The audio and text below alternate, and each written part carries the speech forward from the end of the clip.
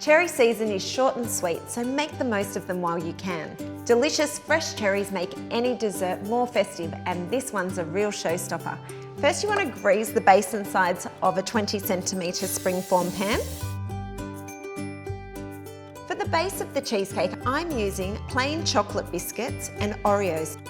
And you just want to process the biscuits until they're finely crushed. And then just add some melted butter to help the crumbs stick together. To avoid a dry, crumbly base, make sure that the butter's evenly mixed through the biscuit. It should clump together when you squeeze it. Now we're going to spoon the mixture into the pan. Try and get a nice even base, and we're going to use a straight-sided glass to help get the crumbs up the side of the pan. Just press it, try and get the glass right into the corners, and then you just pop it in the fridge for about half an hour to chill. For the cherry puree, you need to pit some cherries.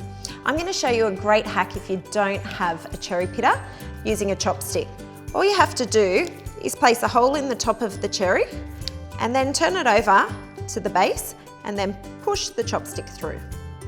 Now you need to cook down the cherries in a saucepan with some sugar and some water. And I'm just going to stir that to dissolve the sugar. Take a couple of minutes. Turn up the heat and keep cooking for about 5 minutes. The cherries are ready when they're tender and the syrup has reduced by half. Turn it off and let it cool before you blend it into a puree. So now that my cherries have cooled down, I'm going to blend them to a puree.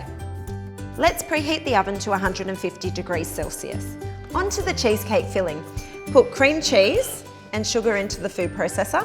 And you just want to process that until it's smooth. Next, we're going to add some melted white chocolate, some vanilla yoghurt, and some sour cream.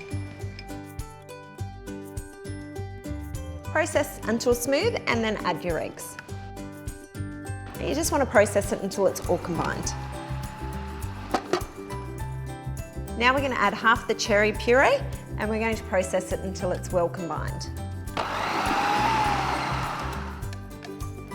The base is nice and chilled now, so I'm going to add half the filling to the base, and then we're going to swirl through half the cherry puree that's remaining, and then I'm just going to marble it through the cheesecake.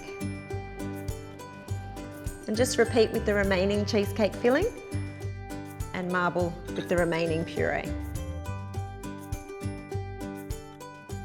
And then we're going to pop this in the oven for about an hour to bake. Once it's cooked, leave the cheesecake to cool in the oven for 2 hours. Once the cheesecake's cold, we're just going to transfer it to the fridge to chill. To serve the cheesecake, all you have to do is remove it from the pan and place it on a serving plate.